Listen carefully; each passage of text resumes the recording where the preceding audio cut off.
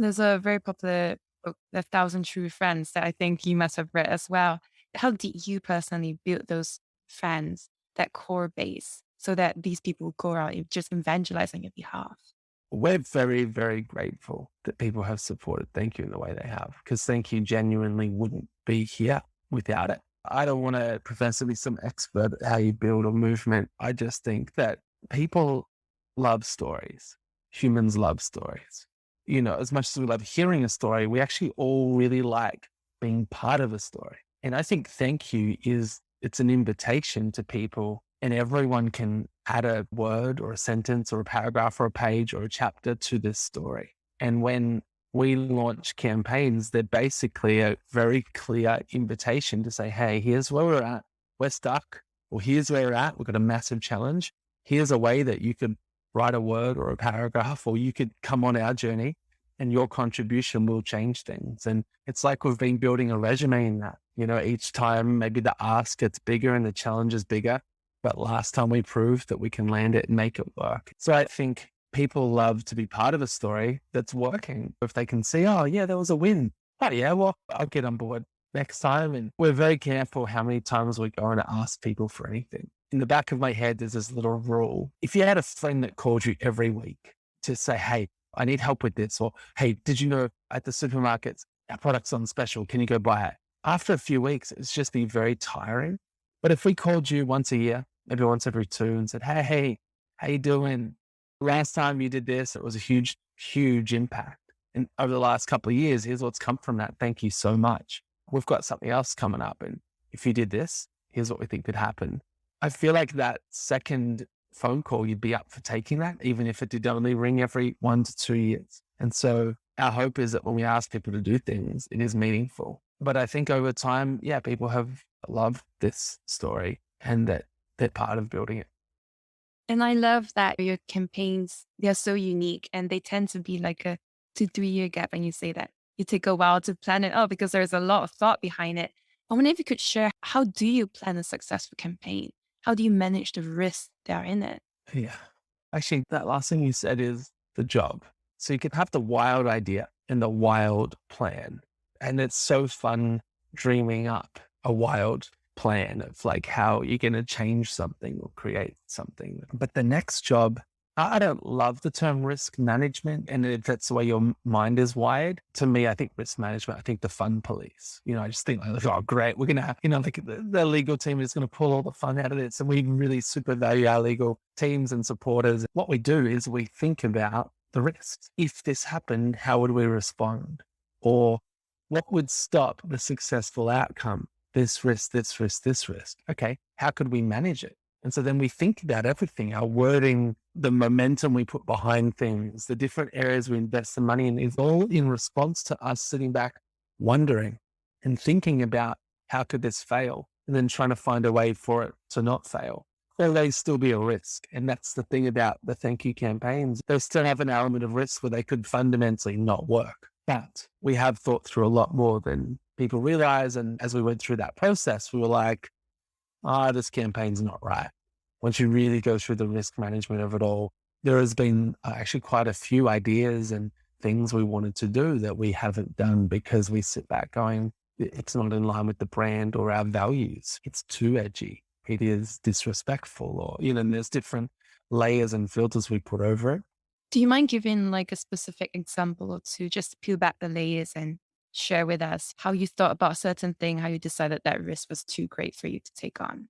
Anytime it's a values decision or our brand and something feeling off brand, then we don't. We acknowledge that we're a challenger brand. I'll give you an example. The Coles and Woolworths campaign was challenging. We flew helicopters above the two biggest supermarkets in the country. So it was disruptive and it was challenging. But imagine if we launched a different campaign. We called it the Coles and Woolworths campaign.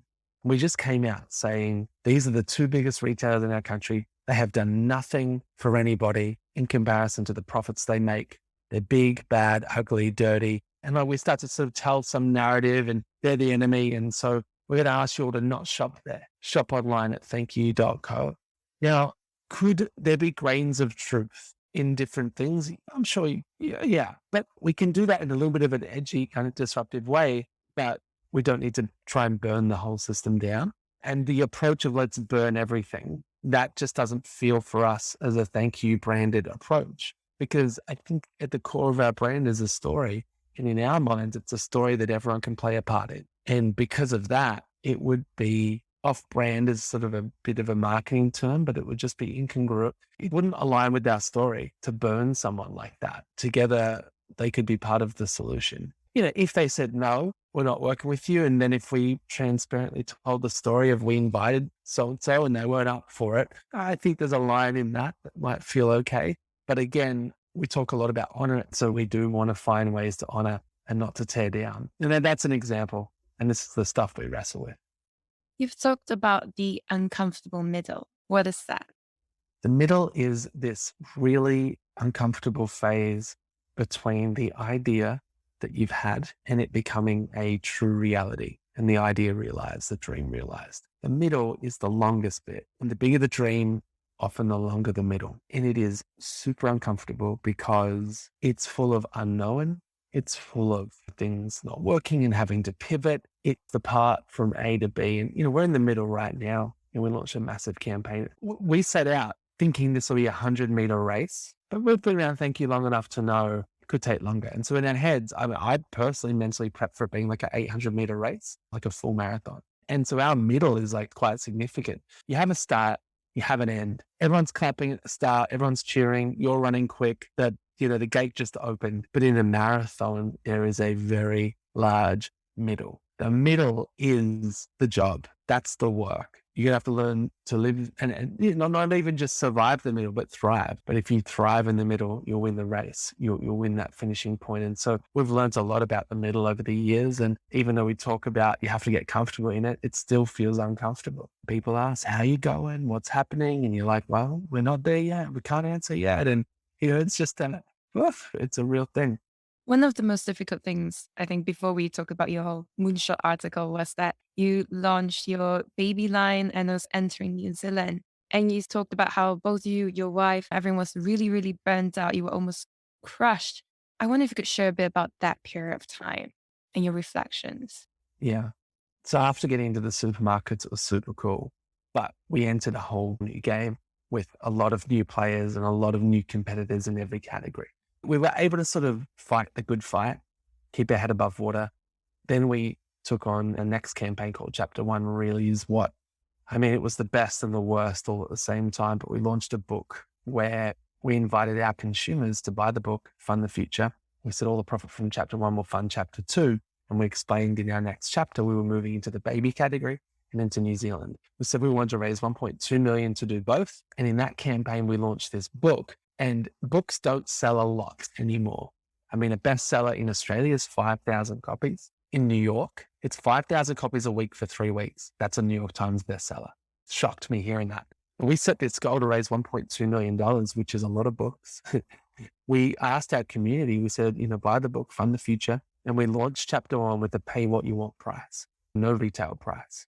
It was more a question to all of us to say, hey, what are you willing to contribute to the future of this? And it worked. When Chapter One launched, within 28 days, we raised 1.44 million. We've now raised over 2.6 million. People paid a few cents for the book, which is kind of funny and annoying. Then some people paid thousands. The most paid is $50,000 for one copy. The book sold over like 140,000 copies. It traveled around the world. It was this huge success story. In fact, in the airport bookstores, it was second only to the Harry Potter launch week. So that launch was amazing. Now we've got the money. We launched the baby category and then following that New Zealand. And if you could imagine a graph right now, both of those launches were almost identical. They took longer than we wanted them to actually get off the ground, just to get to the launch day. Things were harder, a bit more complex.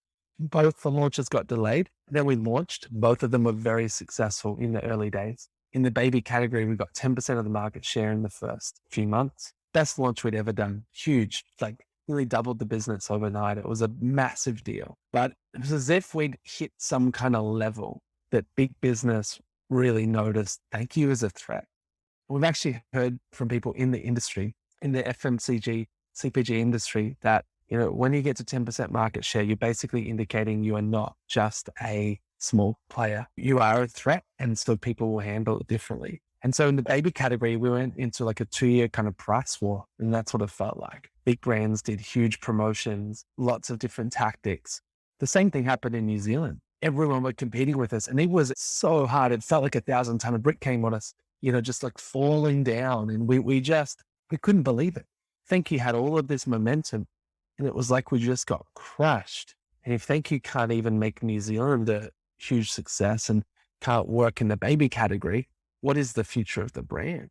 And while we were fighting those two fights, all our other categories were getting hit by heaps of other competitors. And so we're like, this is literally crushing on every front and every side. And yeah, that led to some pretty tough moments. Justine referenced that, went through burnout, and, I was wrecked. I mean, we both were emotionally spent, but we had some time off, a couple of months, 2-3 months. And it was a deep time, and we reconsidered everything. Ourselves, leadership, Thankyou. And we came back with a fire in our belly, and it was ready. And it was a realization that Thankyou is not finished yet. We are going to find a way forward, and we're going to reshape how we do what we do, but we're not going to change why we do it. And we're not going to change the size of the vision either. And there's this book we read that really made a huge impact, actually. Justine had already read it, but we reread it again on this break.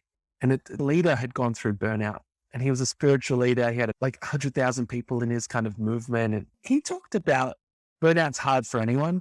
He said in his role, super hard, because everyone expects him to even be more perfect because of the spiritual element.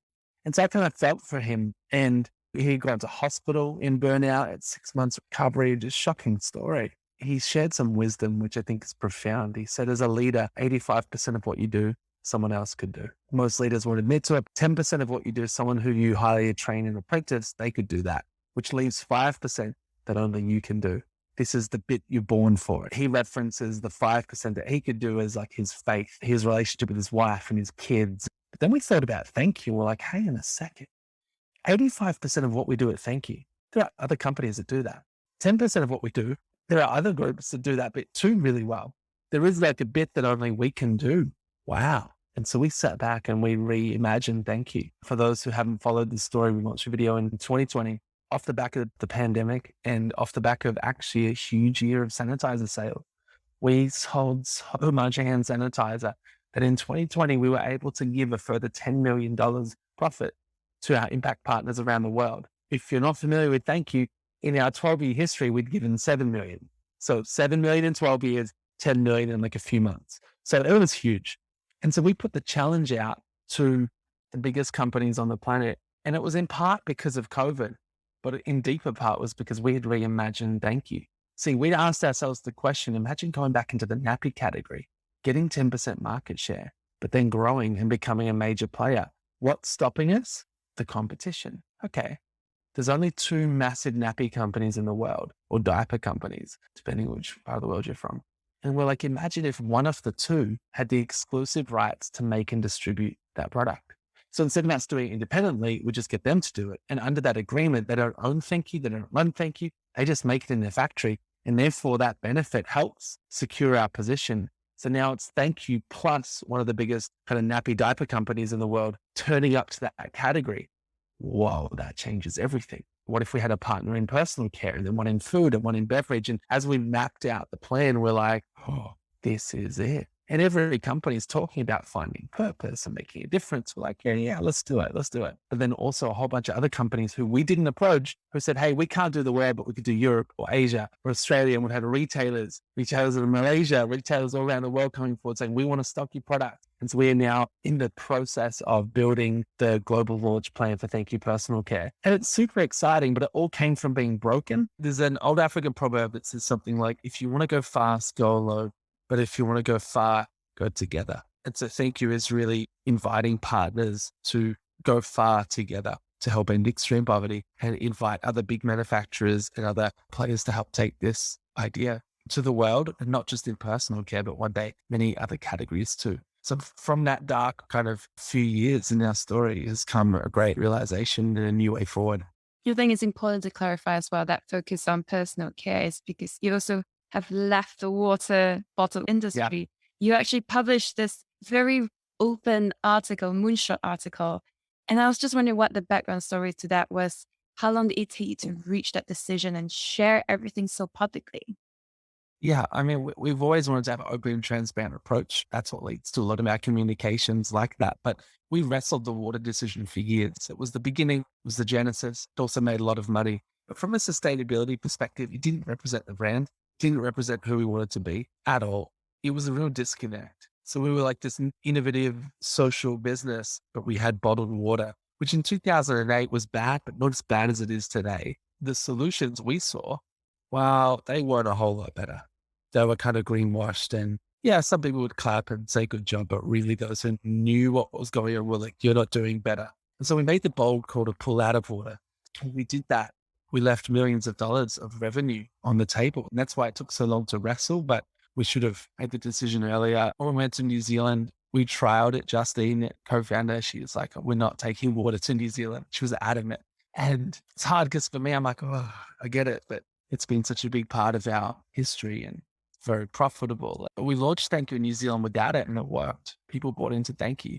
They campaigned. One guy jumped out of a helicopter at the highest skydive point in the world, Franz Josef Glacier, 22,000 feet, I think, holding a Thankyou hand wash and saying, and he made this video and he uploaded it. It was the coolest thing ever. But in my head, you'd have to have a bottle of water to do that. But he just did it with a hand wash. And so we're like, cool, Thankyou works without that bottle. And one day soon we will have some announcements of that particular category and what we think the future of it is, which we're excited about. But yeah, we made the decision to pull out until one day we could be better and then come back. There was one interview I heard where you said the chairman of an investment bank asked you, how do you celebrate your wins? When was the last time you celebrated? And at the time you said that, you hadn't even thought about this question. I wonder if it's changed since. Yeah, it's funny because when he asked that question, I think I said, yeah. And then he said, tell me the win. What day did you celebrate? How did you celebrate it?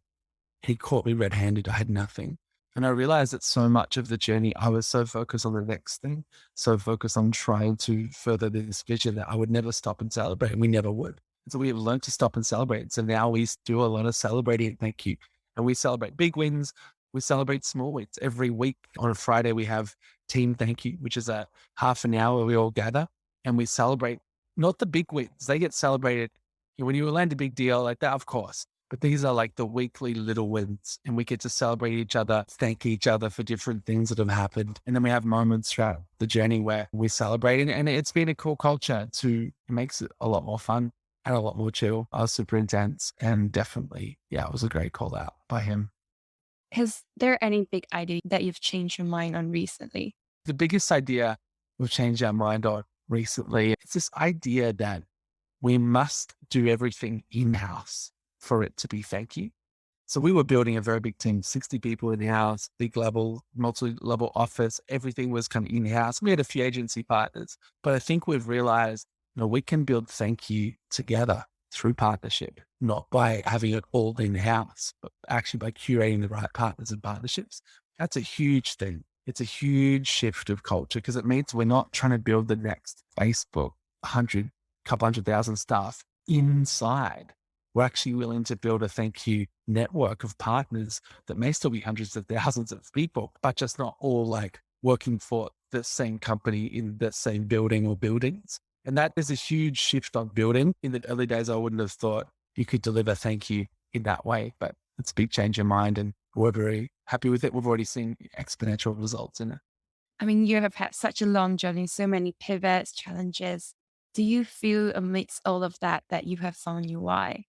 Yeah, I think so. I mean, I think it's worth us all spending our whole life questioning that and mining and thinking more about it. But I do feel like I have found purpose and why I do what I do. But I think I'm open to that flexing and changing. And it's less about a brand and a business model. And it's more about following a path that's for others and not for me. Although we feel super blessed in the process and we're incredible to be part of it.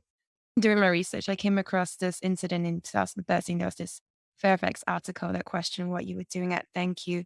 And I really felt for you because it was such a huge thing and you came up with this response to it. And I just wonder what it was like to go through that whole thing where people were questioning what you were doing and also bringing your faith in as well, and how you dealt with that.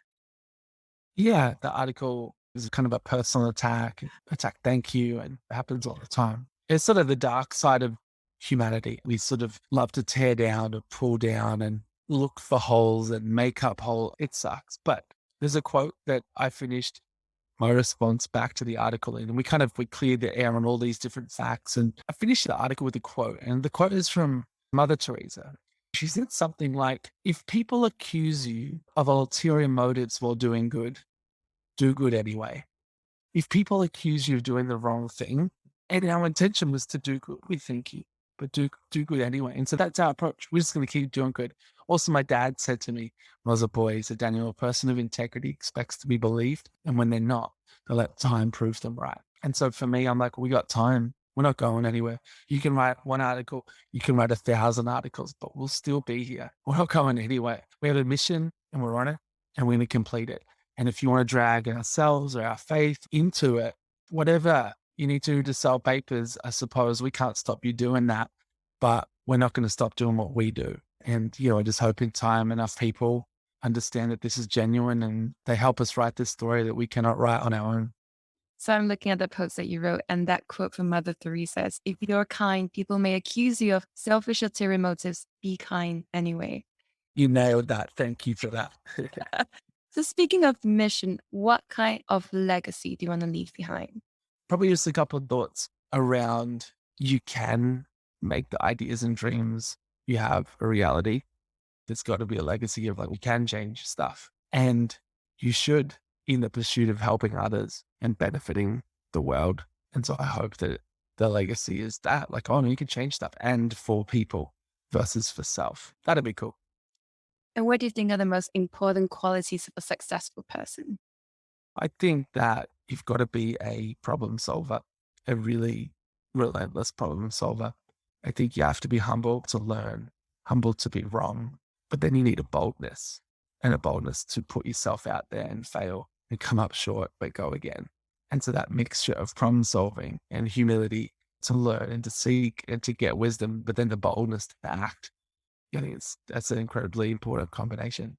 And also probably just the wisdom to not do it alone, to And walk with others. and where can people go to connect with you, find out more about what you're doing and the current campaign? Visit our website, thankyou.co, if you want to learn more. Follow our channels at ThankyouOz, at Thankyou. If you want to follow along and be part of future campaigns and learn more, watch this space because there's a lot of story left to write. There's chapter 2, I noticed, and there's a 202 question mark. Yeah, there is. There's a lot to come. And anything else you'd like to share that we haven't covered so far? No, look, I wish everyone the best as you wrestle with ideas and reality in the middle. And just don't think that the person on the end of the podcast, they figured out the middle and it's easy for them and hard for you. It's actually hard for all of us. It's really hard, but it's worth sticking out and working through because once ideas become a reality, it's special for the world and for you too.